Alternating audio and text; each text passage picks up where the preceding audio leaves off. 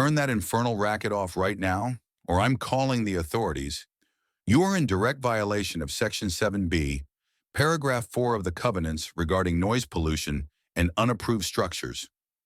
The voice was a shrill blade cutting through the quiet afternoon air, a sound so abrasive it felt like it could peel paint. I looked up from the final diagnostic I was running on the parabolic dish, my gaze falling upon a woman who looked like a storm cloud stuffed into a floral print muumuu. She stood on the edge of my property line, one hand on her hip and the other pointing a trembling, accusatory finger at the newly installed satellite array in my backyard. Her face was a blotchy canvas of indignation, her jowls quivering with a rage that seemed wildly disproportionate to the situation. The infernal racket she was referring to was a low, steady hum, quieter than the central air conditioning unit of the house next door.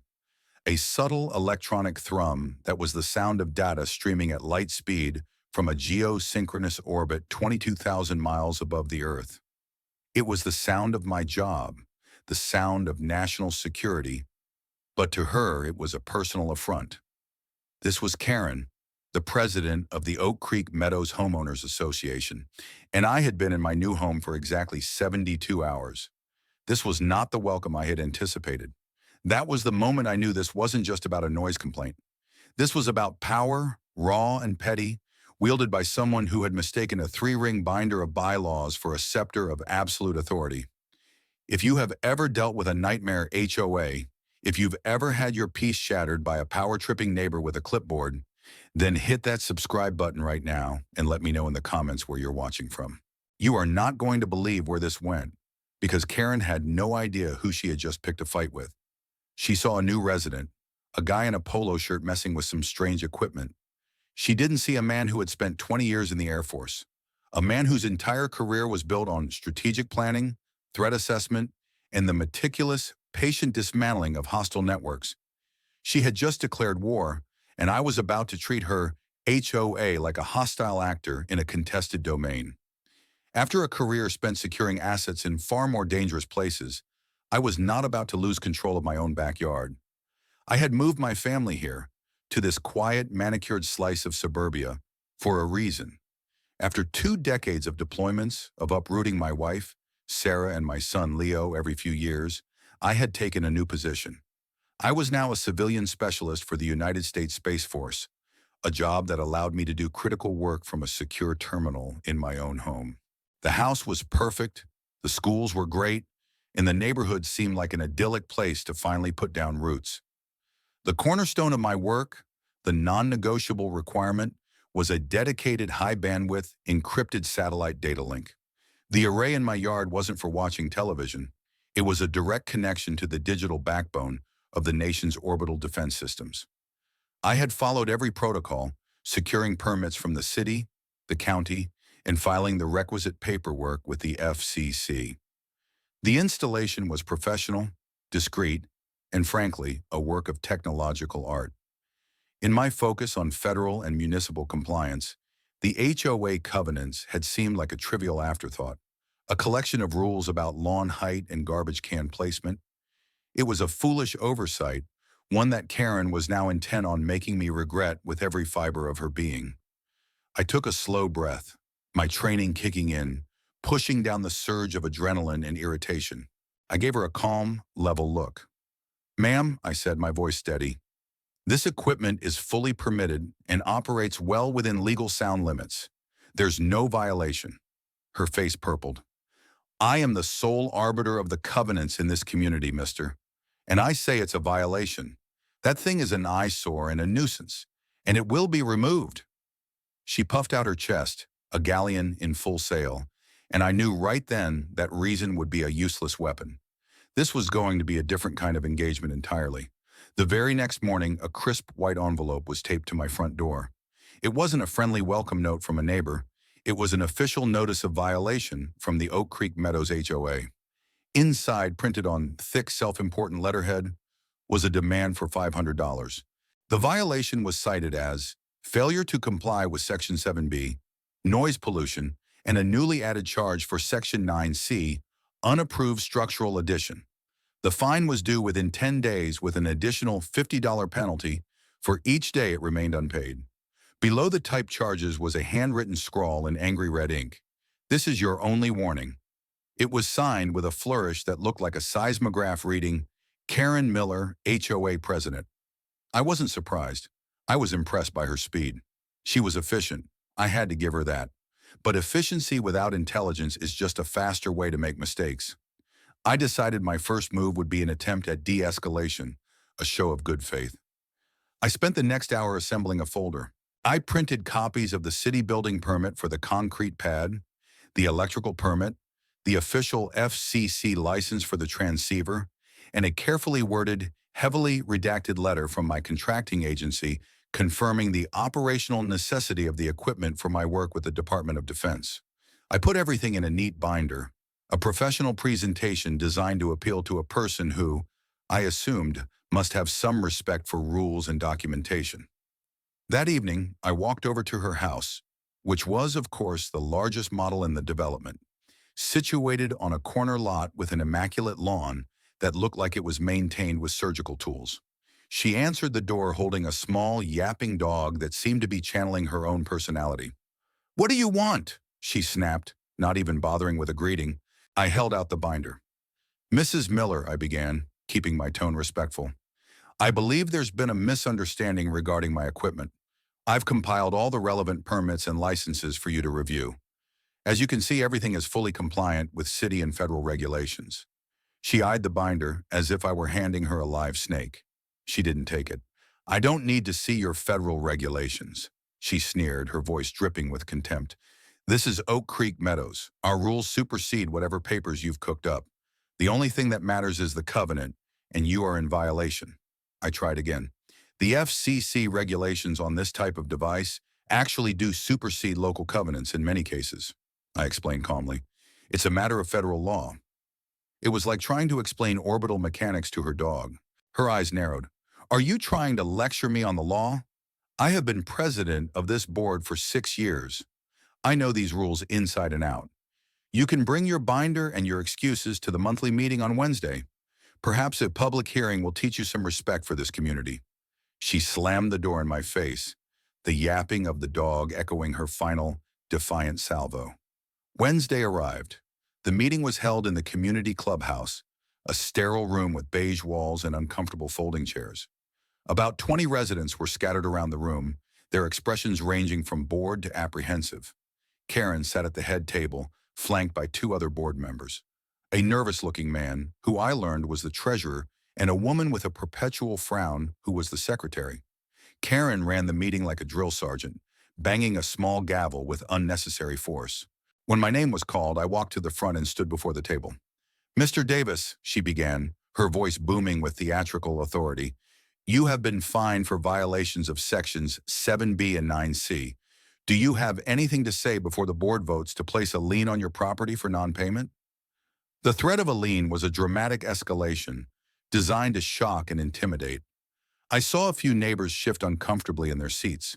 I calmly placed my binder on the table. "Yes, I do," I said, addressing the entire room, not just her. "The equipment in question is a satellite data transceiver. The sound it produces is 45 decibels at the property line, well below the 60 decibel limit set by city ordinance. Furthermore, the structure is permitted by the city and licensed by the FCC under the federal OTARD rule." She cut me off with a sharp rap of her gavel. "Irrelevant. We are not the city. We are not the FCC. We are the Oak Creek Meadows Homeowners Association, and your big ugly fan is not approved." A few of her sycophants in the front row nodded sagely. "Moreover," she continued, her voice rising, "your arrogant attitude, coming in here and waving your government papers around, shows a profound lack of respect for the rules that everyone else in this community happily follows. Your military discipline doesn't impress us here, mister. This is a neighborhood of families, not a military base." The hypocrisy was breathtaking. She was demanding respect while showing none, enforcing rules she clearly didn't understand, and wrapping it all in a flag of feigned community spirit. I looked around the room at the faces of my new neighbors. I saw fear, I saw apathy, but in a few eyes I saw a flicker of something else: recognition. They had seen this show before, And as I stood there being publicly dressed down over the hum of a machine that helped keep the country safe, I made a new assessment. De-escalation had failed. It was time to switch to a new strategy: intelligence gathering. The daily fines were now arriving like clockwork. Each notice, a little paper dagger slid under my door. The total was approaching $2,000. Karen was clearly enjoying this, imagining me sweating over the mounting debt, picturing the lien she would inevitably slap on my home. But she was operating on a flawed assumption. She thought this was a battle of financial endurance. She was wrong. This was a battle of information, and I was about to go on the offensive. My weekend was no longer about unpacking boxes and setting up my son's swing set. It was dedicated to Operation HOA Freedom. I downloaded every document available from the HOA's poorly designed website: the covenants, conditions and restrictions, CC&Rs, the bylaws, the articles of incorporation, and most importantly, the archived meeting minutes from the last 5 years. I printed everything, hundreds of pages, and spread them across my dining room table. Sarah watched me, a concerned look on her face. "Are you sure this is worth it, Jack? Maybe we can just build a fence or plant some bushes around it?" I looked up from a highlighted paragraph about acceptable mailbox colors. "It's not about the dish anymore, honey. It's about the principle. This woman is a tyrant in a 10-block kingdom. If we let her do this to us, she'll keep doing it to everyone. You don't appease a bully, you dismantle their power structure." She knew that look in my eyes. It was the same one I got before a complex mission. She just nodded and brought me a fresh cup of coffee. For 2 days, I lived in that paperwork. I cross-referenced bylaws with meeting minutes. I built a timeline of rule changes. I created a spreadsheet of violations and fines mentioned in the public record. And slowly, a crystal-clear picture emerged. The rules weren't rules. They were weapons, deployed with surgical imprecision against anyone Karen disliked. A fine for lawn maintenance deficiency was levied against the Henderson family 2 days after Mr. Henderson had a polite disagreement with Karen about the clubhouse pool hours.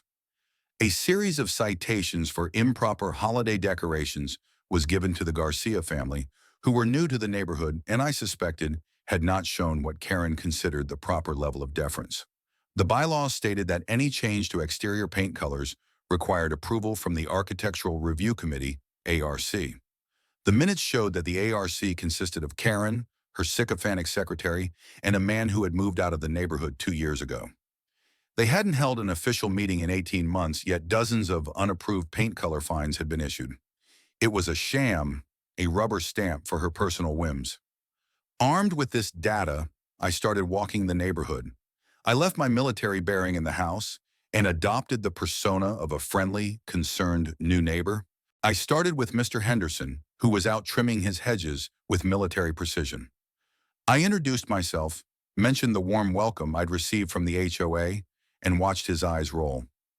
That was my opening. An hour later, I had the full story of his battle over the pool hours and the subsequent weed infestation that only Karen's eyes could see. My next stop was the Garcia family. Maria Garcia, a single mom with 2 young kids, was hesitant to talk at first. The fear was palpable.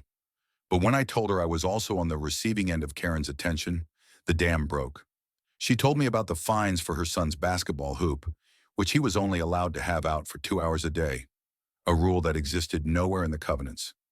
Karen had threatened her with legal action, telling her that as a renter, she had no rights. This was a lie.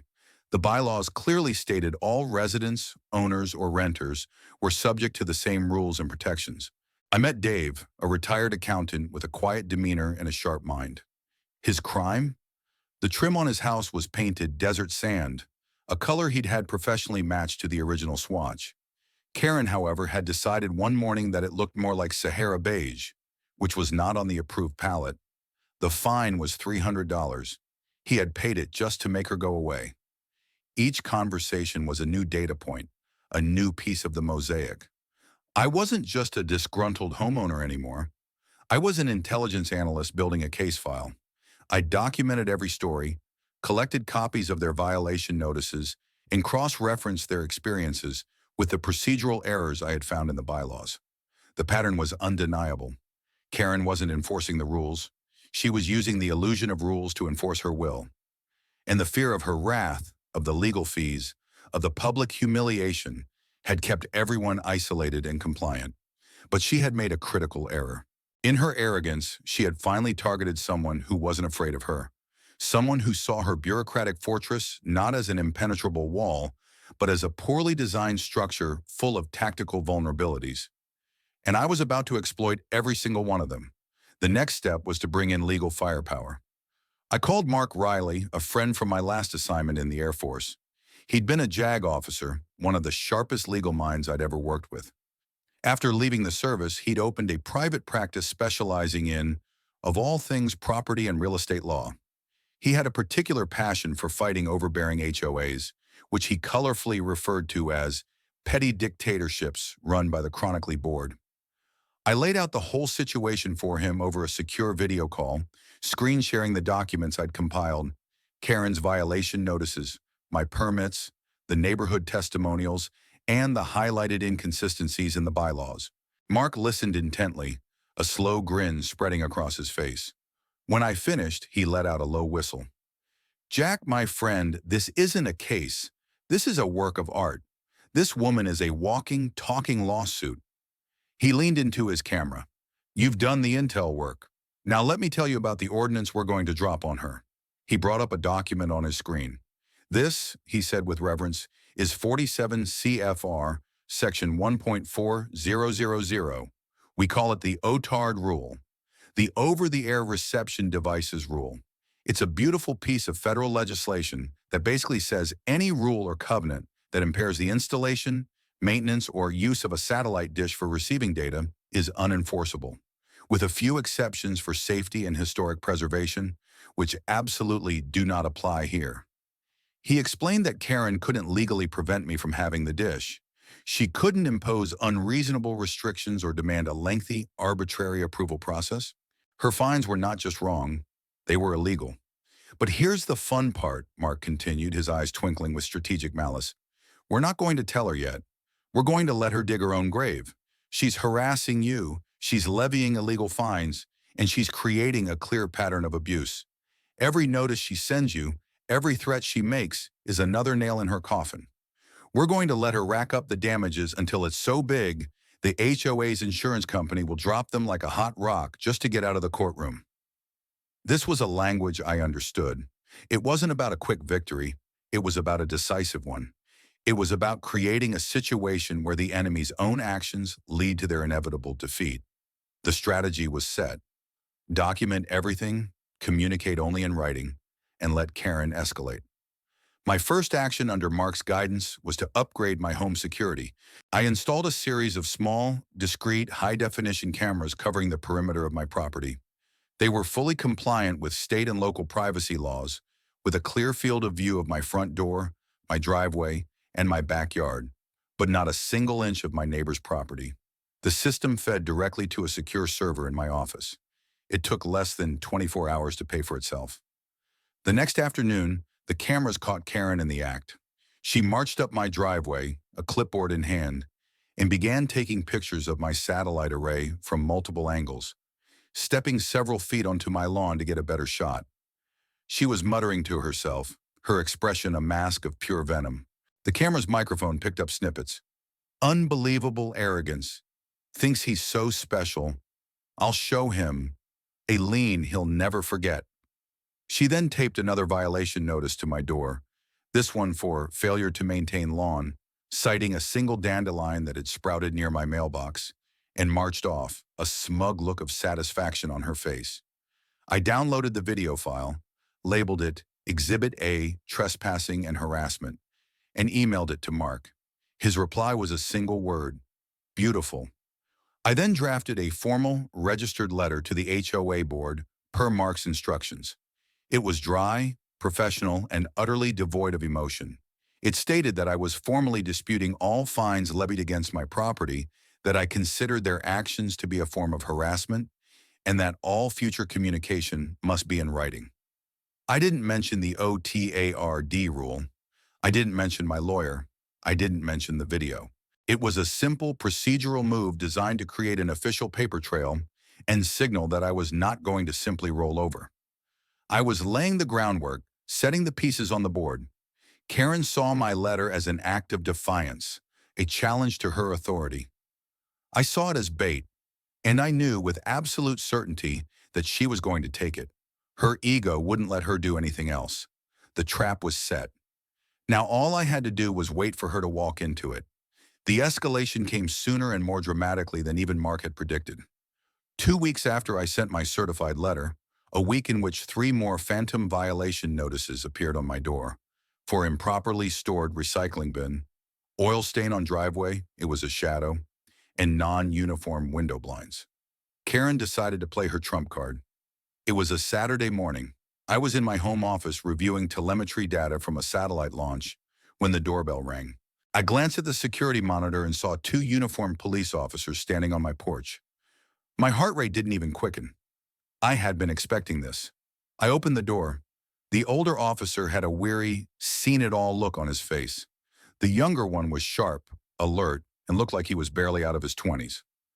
"Sir," the older officer began, his tone flat, "we've received a complaint about this address, a report of a possible unlicensed commercial broadcast facility and machinery causing a public nuisance." I had to give Karen credit for her creativity. Unlicensed commercial broadcast facility had a much more ominous ring to it than loud fan. I nodded calmly and stepped aside. "Please come in, officers. I think I can clear this up for you very quickly." I led them through the house to my office, a room filled with monitors displaying orbital charts, data streams, and secure communication links. They glanced around, their expressions shifting from suspicion to confusion. "As you can see," I said, gesturing to the screens, "this is a home office. The equipment in the backyard you're referring to is a satellite transceiver. It's for my job." The younger officer's eyes widened slightly as he recognized some of the insignia on the digital letterheads visible on one of my screens. "Sir, what exactly is it you do?" I gave them the simple, unclassified version. "I'm a civilian systems analyst for the United States Space Force. This is a secure data link to my work network." The word Space Force hung in the air. The older officer's eyebrows shot up. The younger one looked like a kid who'd just been told Santa Claus was real. "No kidding? Space Force? That's cool," he stammered. I smiled. "It has its moments. Now, about that complaint." I walked over to my filing cabinet and pulled out the binder I had prepared for Karen. "Here is the city permit for the installation, the FCC license to transmit and receive on these specific frequencies, and a letter from my employer. You'll notice it has a Department of Defense letterhead." I handed the binder to the older officer. He flipped through the pages, his expression changing from weary skepticism to grudging respect. He read the FCC license carefully, then looked at his partner. "This is all legit," he said. He then looked back at me. "The complaint also mentioned power fluctuations and a dangerous humming sound." I gestured to a small, calibrated decibel meter I had set up on my desk with a remote sensor in the yard. "The unit operates at a steady 45 decibels. Officers. For comparison, a normal conversation is about 60. A refrigerator is about 50. It's about as dangerous as a toaster." I then swiveled one of my monitors around. "And as for the complaint, I have a pretty good idea where it came from." I played them the security footage from the previous week. Karen trespassing on my lawn, taking pictures, muttering threats. I then showed them the footage from 20 minutes before they arrived, which showed Karen on her porch, staring at my house, phone pressed to her ear. The older officer's face hardened. "So the complainant is your neighbor, Mrs. Miller?" "She's the HOA president," I corrected gently. "She's been fining me $500 a day for this nuisance." A look of profound understanding dawned on his face. He'd seen this movie 1,000 times. He handed the binder back to me. "Sir, I am very sorry for bothering you. It's clear this is a civil dispute, and frankly, a misuse of police resources." He turned to his partner. "Let's go have a word with Mrs. Miller." They walked out of my house with purpose. I watched on my security monitor as they crossed the street and knocked on Karen's door. She opened it with a triumphant, expectant look on her face, which curdled the moment she saw their expressions. The audio was too faint to make out, but I could see the older officer gesturing sternly, pointing at my house, then back at her. Her face went from white to red to a pasty shade of gray. She gesticulated wildly, her body language screaming indignation, but the officer didn't budge. He spoke for a solid 2 minutes, never raising his voice, but with an intensity that was clear even from a distance. Finally, he handed her a slip of paper, a warning for filing a false report, I later learned, and turned his back on her, leaving her sputtering in her doorway. It was a small victory, but a significant one. She had tried to use the authority of the law against me, and it had backfired spectacularly in full view of half the neighborhood. She had exposed herself not as a concerned citizen, but as a malicious liar. The power dynamic had just shifted, and she didn't even know it yet. The story of Karen calling the cops on a secret spy base, only to find out it was a Space Force installation, and getting a stern lecture for her trouble, became the stuff of neighborhood legend in less than 24 hours. It was the crack in her armor everyone had been waiting for. The fear that had kept people silent began to dissolve, replaced by a mixture of amusement and emboldened indignation. My phone started ringing. It was Dave, the retired accountant who'd been fined for the wrong shade of beige. "I heard what happened," he said, a note of excitement in his voice. "Listen, a few of us are getting together tonight in my garage, quietly. You should come." That evening, I walked down the street to Dave's house. Inside the garage, amidst lawn equipment and storage boxes, about a dozen of my neighbors were gathered. It was a cross-section of the community, the Hendersons, the Garcias, and several other families I recognized from the disastrous HOA meeting. The mood was a mix of nervous energy and shared frustration. Maria Garcia was the first to speak. "She threatened to have me evicted because of my son's basketball hoop," she said, her voice trembling slightly. "I'm a renter, so I thought I had no choice but to comply." Mr. Henderson chimed in. "She fined us for weeds the day after I argued with her about the pool. It was a vendetta, plain and simple. But I was afraid to fight it, afraid she'd just find something else, something more expensive." One by one, they told their stories. A retired school teacher was fined because her wind chimes were deemed a repetitive, audible annoyance. A young couple was cited because their children's chalk drawings on the sidewalk were unapproved graffiti. Each story was a thread in the same tapestry of petty tyranny, woven together by Karen's abuse of power. When it was my turn, I didn't focus on my own battle. I laid out the intelligence I had gathered. I put a whiteboard up in Dave's garage and, using a dry erase marker, I mapped out Karen's pattern of behavior. I showed them the procedural violations from the meeting minutes. I explained the sham architectural review committee. I pointed out that the bylaws required a detailed, itemized budget to be presented to the homeowners annually, something that hadn't happened in the 3 years since Karen had taken over. All they ever got was a one-page summary with vague categories like administrative expenses and common area maintenance. Dave, the accountant, stared at the whiteboard, his eyes narrowed in concentration. "Administrative expenses have gone up 40% in 2 years, he said, more to himself than to the room. "And our dues went up last year to cover it. She claimed it was due to rising insurance costs." He tapped his chin. "I'd love to see the receipts for those expenses. The bylaws give any homeowner the right to inspect the financial records with 10 days written notice." A spark ignited in the room. The scattered individual grievances were coalescing into a unified front. We weren't just a collection of victims anymore. We were an alliance. We spent the next hour planning our counteroffensive. We would use Karen's own rulebook against her. Our strategy would be multi-pronged. First, Dave would formally petition for a full financial audit, as was his right. He knew exactly what to look for. Second, Maria and the others who had been harassed would, with the help of templates provided by my lawyer Mark, file formal complaints against Karen with the state board that oversees community associations. This would create external pressure and an official record of her misconduct. Third, I would send my own formal letter, this time putting the entire board on notice of their legal jeopardy. We dubbed ourselves the Oak Creek Homeowners Alliance. We exchanged phone numbers and created a private messaging group. For the first time since moving in, I felt like I was part of a community. We were a unit with a clear objective and a coordinated plan. We left Dave's garage that night with a renewed sense of purpose. The fear was gone, replaced by a cold, hard resolve. Karen had ruled for years by keeping everyone isolated and afraid. She never imagined that her targets would one day organize, communicate, and strategize. She never imagined that the very people she oppressed would band together to dismantle her tiny empire, piece by bureaucratic piece. Her reign was coming to an end. The first volley of our counterattack was launched the following Monday morning. Dave, dressed in a crisp shirt as if heading to a corporate board meeting, hand-delivered a letter to Karen's house.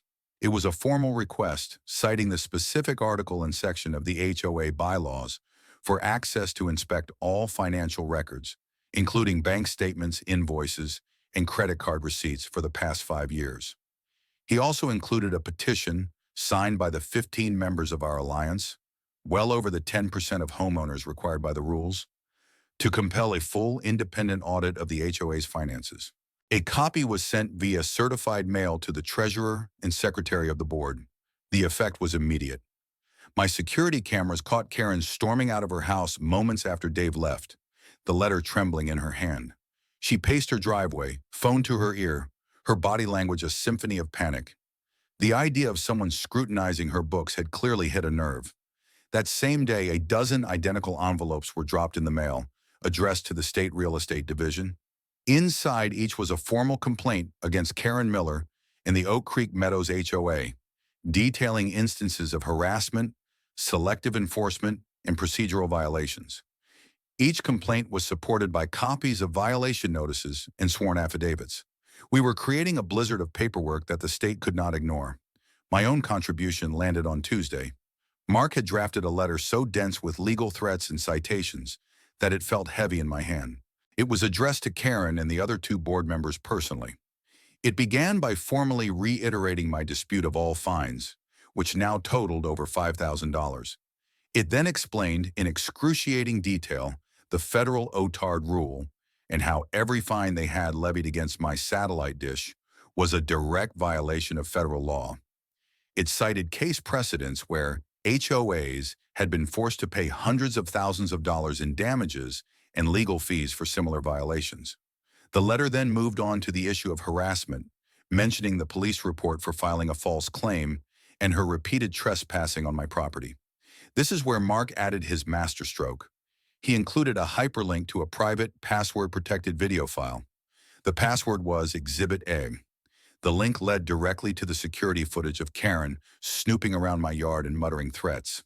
The letter concluded by stating that if all fines were not rescinded within 7 business days and a formal letter of apology issued, we would be filing a lawsuit in federal court against the HOA and against them, the board members, as individuals.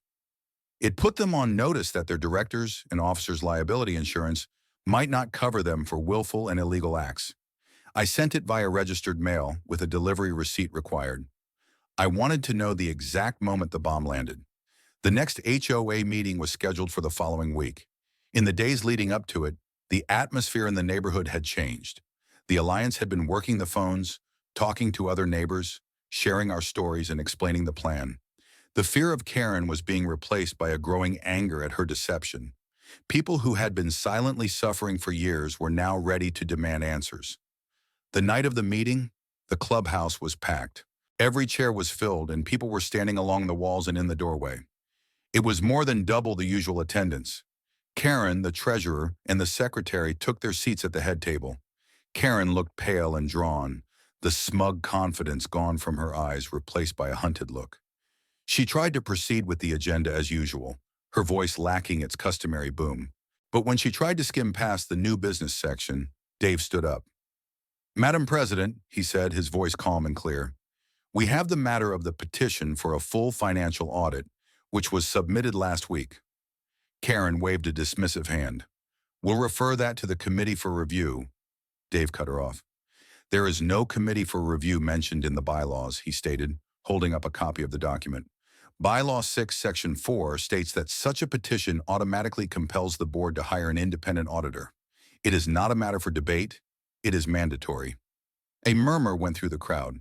People were looking at their own copies of the bylaws, which our alliance had printed and distributed at the door.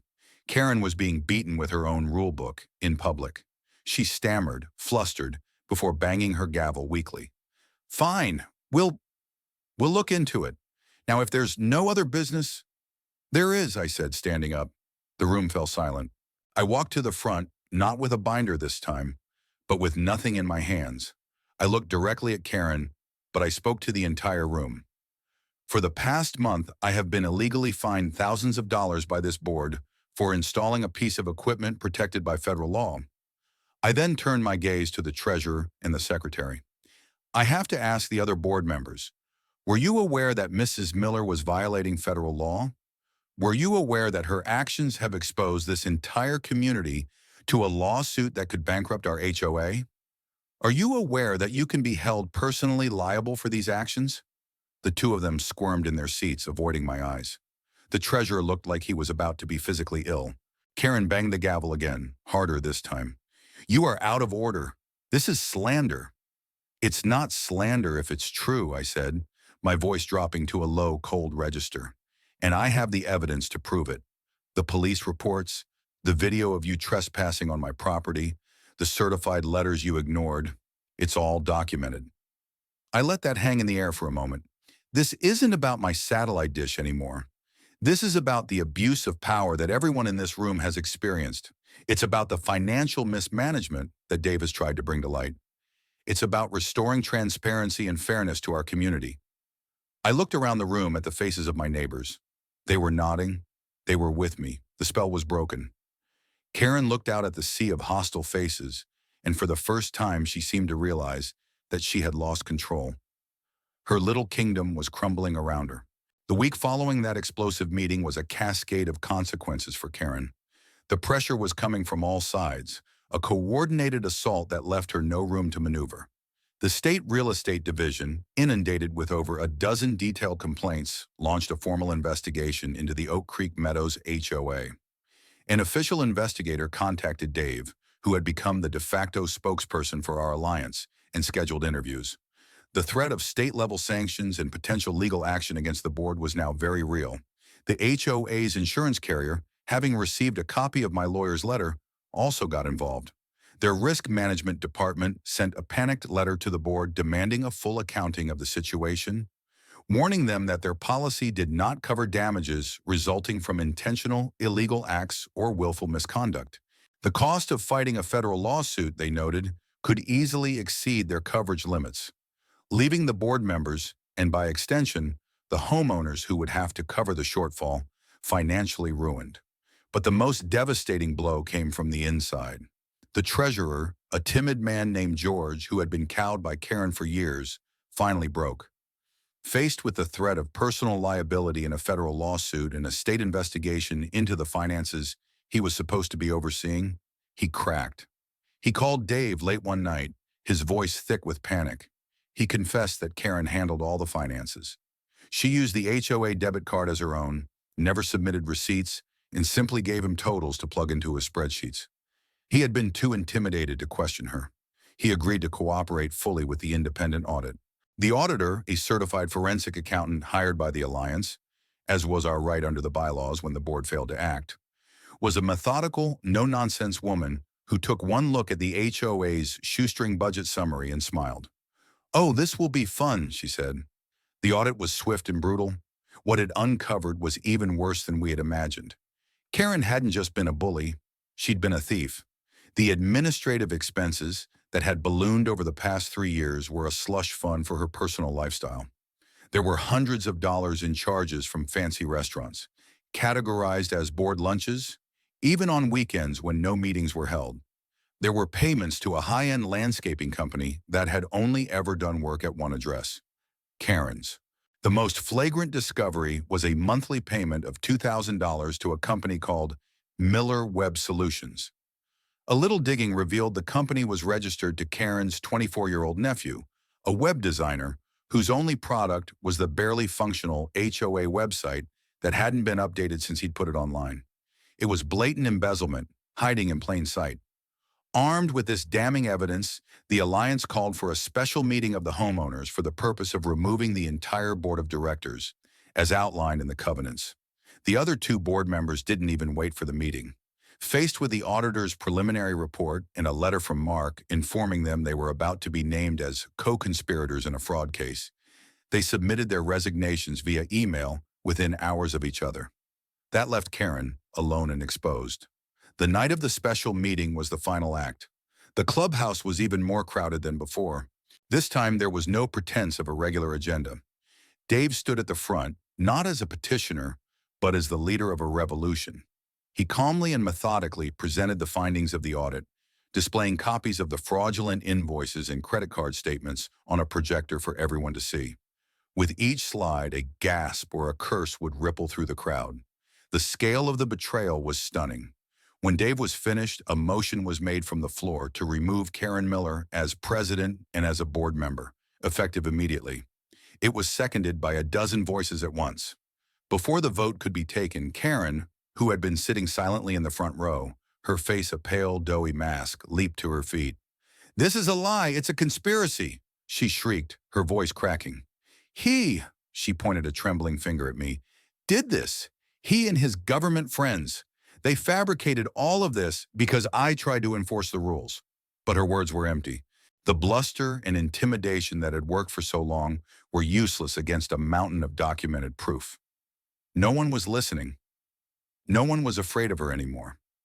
Dave ignored her outburst. "All in favor of the motion to remove Karen Miller from the board," he said, his voice ringing with authority. A forest of hands shot up. It was nearly unanimous. "All opposed?" Not a single hand was raised.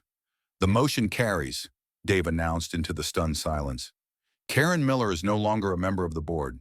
He then looked to the back of the room where two off-duty police officers, hired by the Alliance as private security for the event, were standing. "Mrs. Miller is now a private resident with no further business at this meeting. Please see her out." As the officers approached, the reality of her situation finally seemed to land. The color drained from her face. She wasn't a president anymore. She wasn't a person of authority. She was just a disgraced homeowner who had been caught with her hand in the cookie jar. She opened her mouth to protest again, but no sound came out.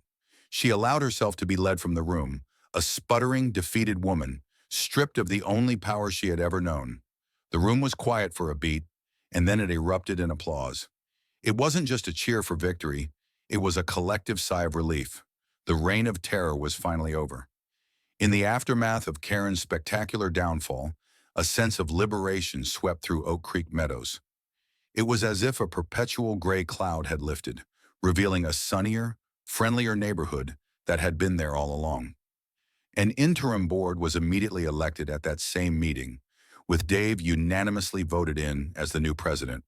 His first official act was to declare all outstanding fines issued by the previous board null and void. A cheer went up as years of petty, unjust debts were wiped clean in a single sentence. The new board, comprised of sensible, community-minded people from our alliance, got to work immediately. They passed a resolution to turn the full audit report over to the local district attorney's office. They hired a reputable management company to handle the finances, ensuring transparency and accountability. They began the painstaking process of reviewing and rewriting the HOA covenants, stripping out the ambiguous, easily abused language, and replacing it with clear, fair, and uniformly enforceable rules. The Architectural Review Committee was expanded to include 5 rotating members from the community, ensuring no single person could ever again wield that kind of subjective power. A few weeks later, I received a formal letter on the new HOA letterhead. It was a sincere, heartfelt apology from the board on behalf of the entire community for the harassment and stress my family had endured. It also informed me that the board had voted to cover all of my legal expenses, though I told them it wasn't necessary, as Mark had taken the case pro bono, calling it the most satisfying work I've done all year. The neighborhood itself transformed. People started talking to each other again. Kids' chalk drawings reappeared on the sidewalks, and no one got fined. The basketball hoop at the Garcia's house was in near constant use. The first community BBQ in over 5 years was held in the park, and hundreds of people showed up. Dave made a short speech, thanking everyone for their courage in standing up for what was right, and he gave me a public nod, calling me the catalyst for change. It was gratifying, But the real victory was seeing the genuine smiles on my neighbors' faces, the relaxed, easy way they interacted now that the threat of a violation notice for some imagined infraction no longer hung over their heads. As for Karen, her story ended not with a bang, but with a whimper. Faced with a mountain of evidence, the district attorney filed charges of embezzlement. To avoid a public trial and a potential felony conviction, she pleaded guilty to a lesser misdemeanor charge. She was sentenced to probation, community service, and was ordered to pay full restitution to the HOA, a figure that amounted to nearly $50,000. The court also barred her from ever serving on any corporate or community board again. Within a month, a for sale sign appeared on her immaculate lawn. She moved out one overcast morning, not with a moving van, but with a small U-Haul trailer attached to her car, a quiet, ignominious exit. No one came out to say goodbye. The house sold quickly to a young family with 3 kids who immediately put up a swing set in the backyard. Months later, I was in my own backyard, enjoying a perfect Saturday afternoon. The satellite array, the object that had started it all, hummed its quiet, steady tune, a sound I now associated not with conflict, but with peace. My son Leo was chasing a soccer ball across the lawn, his laughter filling the air. Sarah came out with 2 glasses of iced tea and sat down beside me in one of the Adirondack chairs. "It's so much nicer here now," she said, leaning her head on my shoulder. "It finally feels like home." I looked around at the green grass, the clear blue sky, and the neighboring houses where I now knew the families by name. I had come to this place seeking peace and stability, and for a time, that peace was threatened by a petty tyrant who mistook rules for power. But the experience had taught me something. The skills I'd honed over a lifetime of service, strategic thinking, intelligence gathering, building alliances, and standing firm in the face of intimidation, were not just for defending a nation's assets in orbit. They were for defending the fundamental principles of fairness and community right here on the ground. The fight against Karen was never really about the satellite dish. It was about the simple, profound idea that a community should be governed by consent, not by fear. And as I watched my son kick the ball, his joyful shout echoing through the quiet afternoon, I knew it was a fight we had well and truly won. The quiet hum of the machinery behind me was no longer a point of contention, but a subtle reminder. Sometimes to protect the peace, you first have to be willing to go to war.